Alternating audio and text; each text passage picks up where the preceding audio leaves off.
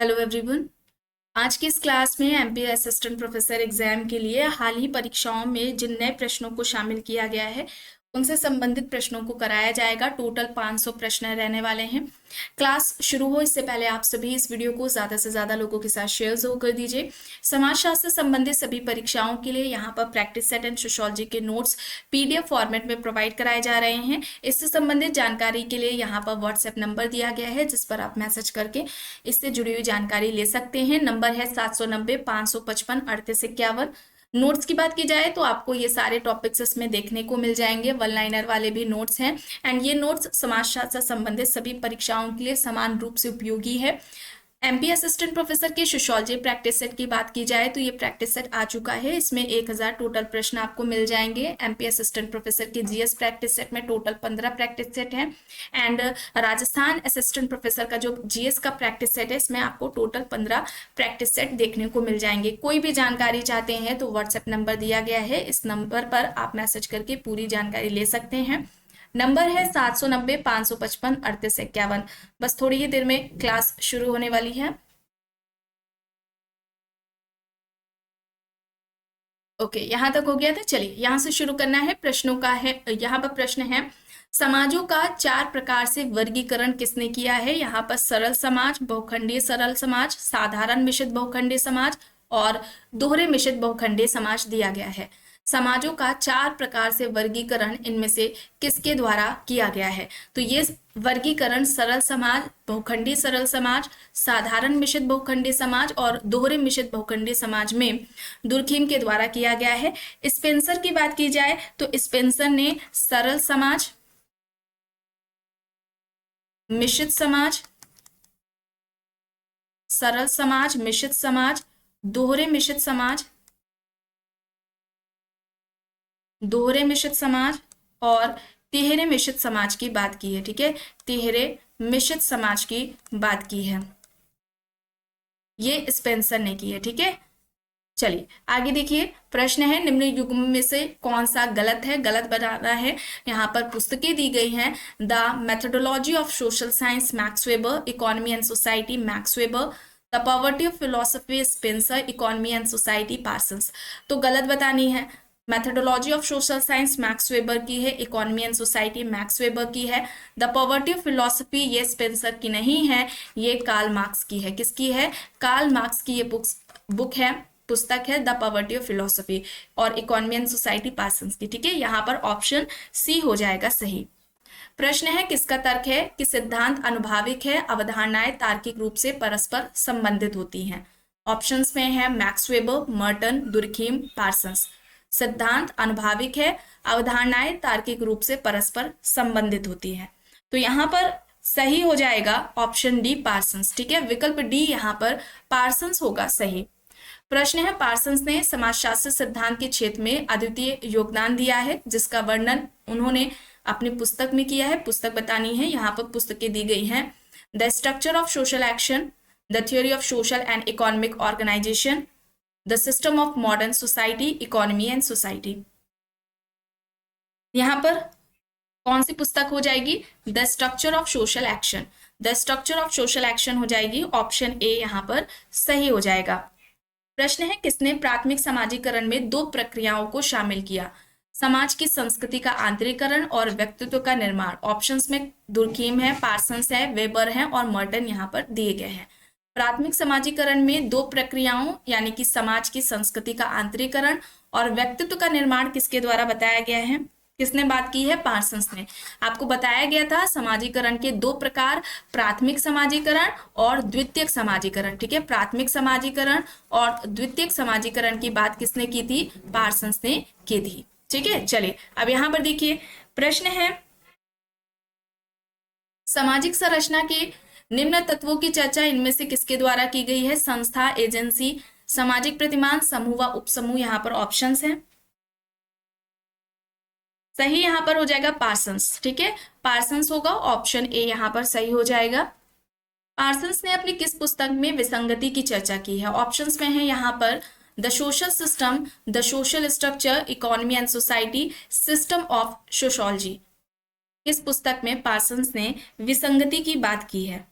तो यहाँ पर सही होगा the social system. The social system कब आती है? 1951, 1951 में बुक आती है। ऑप्शन ए यहाँ पर होगा। वर्ष 2011 की जनगणना के अनुसार भारत में कितने कस्बे हैं? कस्बे पूछा जा रहा है। 2011 की जनगणना के अनुसार भारत में कितने कस्बे हैं? कितने हैं? 7,935। 7,935 कस्बे हैं 2011 की जनगणना के अनुसार भारत में। यहाँ पर ऑप्शन ए होगा सही। प्रश्न है, वैश्वीकरण के दृष्टिगत भारतीय अर्थव्यवस्था ने विकास के समाजवादी पथ के प्रति कटिबद्धता को दोहराया है, मिश्रित आर्थिक पथ को दोहराया है, आत्मनिर्भरता की गांधीवादी मॉडल को दोहराया है, या फिर आर्थिक नव उदारवाद के लिए दरवाजा खोल दिया है? यहाँ पर सही क्या होगा? आर्थिक नव उदारवाद के लिए दरवाजा खोल दिया है। विकल्प डी यहाँ पर सही हो जाएगा। प्रश्न है, निम्न में से कौन सा भारत में नृजातीय राष्ट्रवाद का कारण नहीं है? ऑप्शंस में है संसाधनों का विषम वितरण, लोकतांत्रिकरण की प्रक्रिया, जन शिक्षा, महिलाओं का सशक्तिकरण। भारत में नृजातीय राष्ट्रवाद का कारण नहीं है पूछा जा रहा है, तो यहाँ पर महिलाओं का सशक्तिकरण होगा। विकल्प डी यहाँ पर सही हो जाएगा। प्रश्न है, प्रौद्योगिकी विकास और भौगोलिक तथा सामाजिक पृथक्करण की सीमा जनजातीय समुदायों को एक दूसरे से अलग करने के लिए प्रयुक्त किए गए मानदंड है, या कथन किसका है? एक एन.के. सिंह, एन.के. बोस हैं, ठीक है, एन.के. बोस है, निर्मल कुमार बोस, सुरजीत सिन्हा, डी.पी. मुखर्जी, जी.एस. घुरिये यहाँ पर विकल्प है। प्रौद्योगिकी विकास और भौगोलिक तथा सामाजिक पृथक्करण की सीमा जनजातीय समुदायों को एक दूसरे से अलग करने के लिए प्रयुक्त किए गए मानदंड है। यह तर्क या कथन किसके द्वारा दिया गया है, कहा गया है ये बात? ये एन.के. बोस, निर्मल कुमार बोस के द्वारा ये बात की गई है। ऑप्शन ए हो जाएगा यहाँ पर सही। प्रश्न है, या किसने कहा है कि मानव विज्ञान एक प्राकृतिक विज्ञान है और बहुधा प्राकृतिक विज्ञान की पद्धतियों का प्रयोग कर मानव समाज का अध्ययन करता है? ऑप्शंस में है Malinowski, A R. Radcliffe Brown, Levi Strauss, John Dewey. यहाँ पर ऑप्शंस हैं। मानव विज्ञान एक प्राकृतिक विज्ञान है और बहुधा प्राकृतिक विज्ञान की पद्धतियों का प्रयोग कर मानव समाज का अध्ययन करता है। यहाँ पर सही विकल्प हो जाएगा ऑप्शन सी, ठीक है। यहाँ पर क्या होगा? विकल्प सी होगा, ठीक है, सी यहाँ पर राइट आंसर, सॉरी, यहाँ पर क्या होगा? ऑप्शन बी होगा, ठीक है, विकल्प बी होगा। रेडक्लिफ ब्राउन यहाँ पर होगा सही। और ब्राउन ने संरचना के दो प्रकार बताए थे। एक वास्तविक संरचना इन्होंने बताई है, ठीक है, वास्तविक संरचना का निर्माण व्यक्तियों से मिलकर होता है, व्यक्तियों द्वारा निर्माण होता है इसका, और परिवर्तन इसी में ही होता है, ठीक है, ये परिवर्तनशील होता है। अब परिवर्तनशील होगा तो ये क्या है? जाहिर सी बात है, ये संरचना अस्थायी हो जाएगी, अस्थायी संरचना होती है। दूसरी जो इन्होंने संरचना की बात की है, ये समान संरचना को बताई, ठीक है, समान संरचना ये है। और समान संरचना इसमें ब्राउन कहते हैं धर्म की बात करते हैं, सामाजिक प्रतिमान की बात करते हैं, कानून की बात करते हैं। और ये क्या है? ये कहते हैं ये संरचना स्थायी है, स्थायी संरचना है ये, ठीक है। सामाजिक संरचना इनके लिए क्या है? ब्राउन के लिए सामाजिक संरचना मूर्त है, ठीक है, मूर्त है। क्यों? क्योंकि सामाजिक संरचना इन्होंने सामाजिक संरचना का निर्माण या सामाजिक संरचना का जो अंग है ये व्यक्ति को ही बताया है, तो व्यक्ति को बताया है तो इनके लिए संरचना क्या हो जाएगी? मूर्त हो जाएगी, ठीक है। तो यहाँ पर विकल्प बी हो जाएगा सही। चलिए आगे देखिए, यहाँ पर प्रश्न है, निम्न में से कौन सामाजिक संबंधों के आधार पर भूमिकाओं की बात करता है? यहाँ पर विकल्प में A R. Radcliffe Brown, R K. Merton, Nadel और लेवी स्ट्रॉस दिए गए हैं। सामाजिक संबंधों के आधार पर भूमिकाओं की बात किसके द्वारा की गई है? तो यहाँ पर सही क्या होगा? एस.एफ. नाडेल होगा, ठीक है, एस.एफ. नाडेल होगा। ऑप्शन सी यहाँ पर राइट होगा। और दो तरह की भूमिकाओं की बात की है इन्होंने, संबंधात्मक भूमिका, संबंधात्मक भूमिका और गैर संबंधात्मक भूमिका, ठीक है, संबंधात्मक भूमिका और गैर संबंधात्मक भूमिका यहाँ पर हो जाएगा, ठीक है। विकल्प यहाँ पर क्या होगा? सी होगा सही। प्रश्न है, पियरे बोर्दियो का सैद्धांतिक परिप्रेक्ष्य पूंजी की अवधारणा का प्रयोग करता है, निम्न में से उसकी अवधारणा का भाग नहीं है। यहाँ पर देखिए आर्थिक पूंजी है, राजनीतिक पूंजी है, सामाजिक पूंजी है और सांस्कृतिक पूंजी है। बोर्डियो ने क्लास कल्चर, वर्ग संस्कृति की भी बात की है, ठीक है। क्लास कल्चर, वर्ग संस्कृति की जो अवधारणा है, ये अवधारणा बोर्डियो के द्वारा दी गई है, याद रखिएगा। और यहाँ पर राजनीतिक पूंजी की बात नहीं की है। पूंजी के 4 प्रकार, पूंजी या संपत्ति हम कहें कैपिटल, ठीक है, पूंजी के 4 प्रकार इन्होंने बताए थे बोर्डियो ने। आर्थिक पूंजी है, सामाजिक सांस्कृतिक पूंजी है और चौथा जो प्रकार इन्होंने बताया है ये प्रतीकात्मक पूंजी का बताया है, प्रतीकात्मक पूंजी, ठीक है, इसे याद रखिएगा। चलिए अब यहाँ पर देखिए प्रश्न है, निम्न में से कौन सा कथन सामाजिकरण के संबंध में सही है? चुनाव प्रक्रिया, समय लेने की प्रक्रिया, नीति निर्माण की प्रक्रिया, भूमिका ग्रहण की प्रक्रिया। सामाजिकरण के संबंध में सही पूछा जा रहा है, तो यहाँ पर सही क्या होगा? भूमिका ग्रहण की प्रक्रिया। अच्छा, भूमिका ग्रहण की अवधारणा किसके द्वारा दी गई है? जॉर्ज हर्बर्ट मीड के द्वारा ये दी गई है भूमिका ग्रहण की अवधारणा, इसे याद रखिएगा। चलिए अब यहाँ पर देखिए प्रश्न है, तारवाड़ है एक प्रकार का, ऑप्शंस में है नातेदारी प्रयोग, आवास का नियम, विस्तारित परिवार या फिर एक समुदाय। तारवाड़ क्या है? एक विस्तारित परिवार है, ठीक है, यहाँ पर सी हो जाएगा। और किस जनजाति में तारवाड़ देखने को मिलता है ये आपको कमेंट बॉक्स में बताना है। प्रश्न है, किसी भी सामाजिक व्यवस्था जिसमें बहुसंख्यक का व्यवहार प्रतिमानों और भूमिकाओं से संचालित होता है, इसे कहा जाता है। विकल्प में सहचर है, समुदाय है, संस्था है और संस्कृति दिया गया है। किसी भी सामाजिक व्यवस्था जिसमें बहुसंख्यक का व्यवहार प्रतिमानों और भूमिकाओं से संचालित होता है, इसे क्या कहा जाता है? इसे क्या कहा जाएगा? संस्था कहा जाएगा। अच्छा, संस्था से संबंधित कुछ अवधारणाओं की यहाँ पर बात कर ली जाए। संस्था के विकास या संस्था के उद्भव की बात करें तो ये अवधारणा किसके द्वारा दी गई है? समनर के द्वारा दी गई है, याद रखिएगा। समग्र संस्था, ठीक है, समग्र संस्था या संपूर्ण संस्था, टोटल इंस्टीट्यूशन का जो कॉन्सेप्ट है ये किसका है? गॉफमैन का है, ठीक है, ये याद रखिएगा। संस्थाकरण की अवधारणा, ठीक है, संस्थाकरण की अवधारणा ये किसकी हो जाएगी? पार्सन्स की अवधारणा हो जाएगी, ठीक है, इतना इंपॉर्टेंट है, ये याद रखिएगा, परीक्षाओं में पूछा जाता है।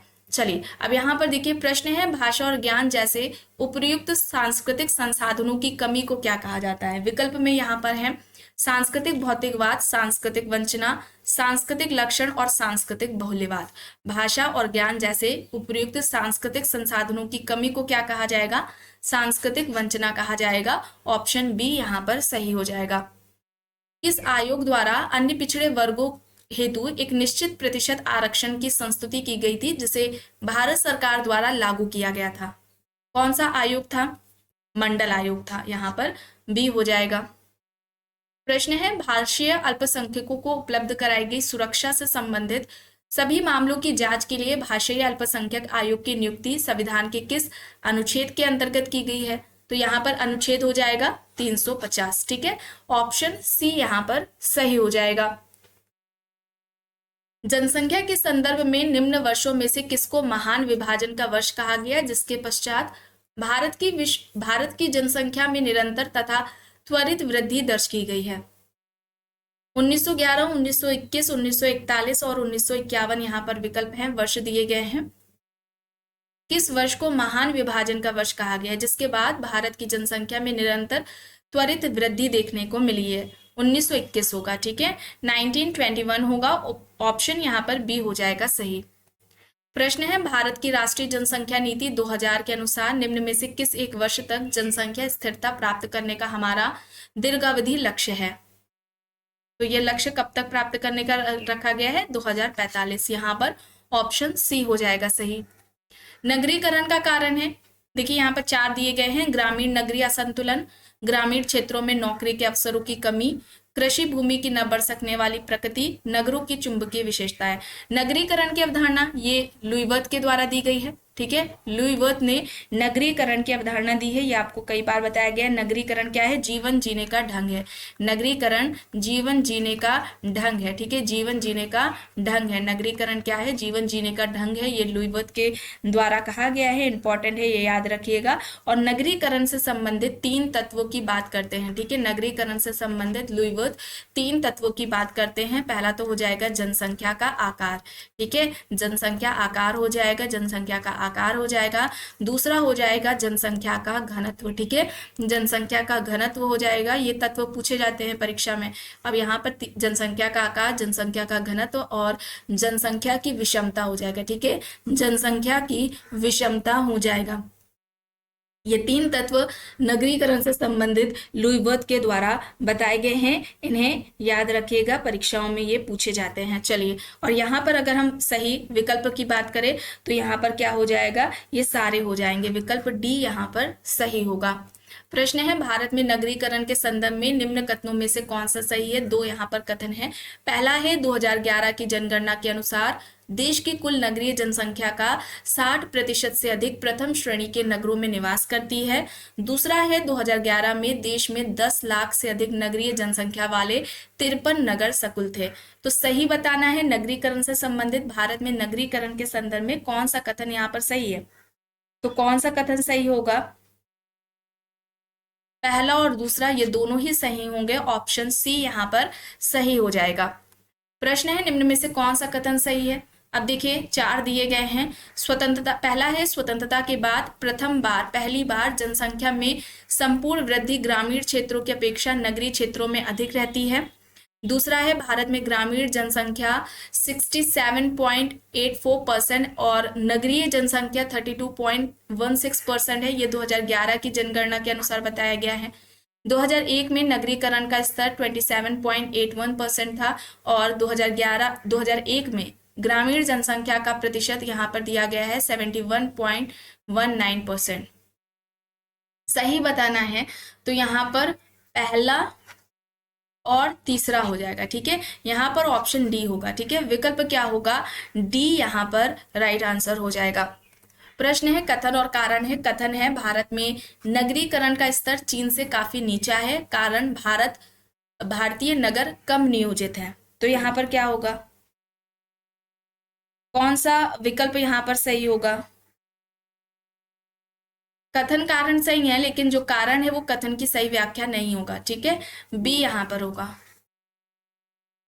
यह कथन किसका है कि नगरीयता एक जीवन शैली। नगरीयता को जीवन शैली किसने कहा, Kingsley Davis, Park and Burgess, Max Weber, Louis Wirth. यहाँ पर ऑप्शन है। नगरीयता एक जीवन शैली है, किसका कहना है, लुई वर्थ का है। नगरीयता, नगरीकरण, घेटो, ये सारी अवधारणाएं किसकी हैं, लुई वर्थ की हैं। ठीक है, यहाँ पर लुई वर्थ होगा, ऑप्शन डी यहाँ पर सही हो जाएगा। जीवन जीने को ढंग बताया था और इसकी अगर हम विशेषताओं की बात करें, ठीक है, तो इन्होंने जो नगरीयता की विशेषताएं बताई हैं, विषमता को बताया है, निर्भरता बताया इन्होंने। ठीक है, निर्भरता को बताया, दिखावापन को बताया है।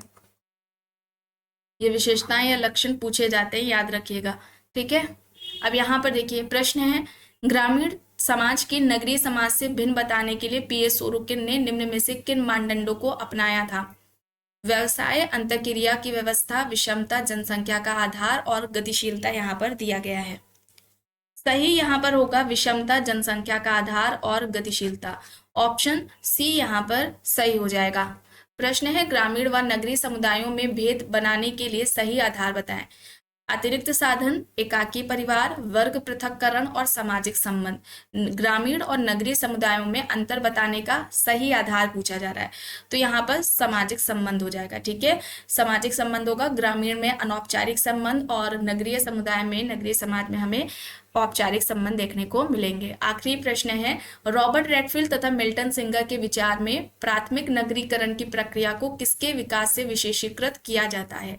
लोक परंपरा, अभिजात परंपरा, वृहद परंपरा और लघु परंपरा। यहाँ पर अब कॉन्सेप्ट्स, ऑप्शंस दिए गए हैं, तो यहाँ पर क्या होगा, यहाँ पर विकल्प डी होगा, लघु परंपरा।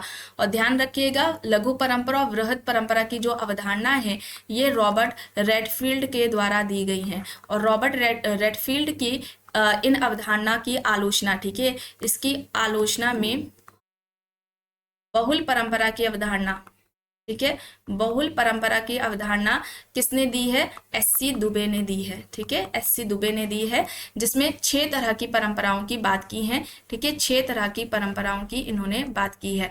पहला हो जाएगा राष्ट्रीय परंपरा, इंपॉर्टेंट है इसलिए बताया जा रहा है, राष्ट्रीय परंपरा। ठीक है, राष्ट्रीय परंपरा हो जाएगी। दूसरी हो जाएगी प्रादेशिक परंपरा। ठीक है, दूसरी क्या हो जाएगी, प्रादेशिक परंपरा हो जाएगी। तीसरा हो जाएगा स्थानीय परंपरा, ठीक है, स्थानीय परंपरा हो जाएगी। फिर इसके अलावा चौथा हो जाएगा स्थानीय उप सांस्कृतिक परंपरा, स्थानीय उप सांस्कृतिक परंपरा। पांचवा हो जाएगा शास्त्रीय परंपरा, और छठा हो जाएगा पश्चिमी परंपरा। ये 6 परंपराओं के नाम आपको याद रखने हैं, पश्चिमी परंपरा, ठीक है, इंपॉर्टेंट है, पूछा जाता है।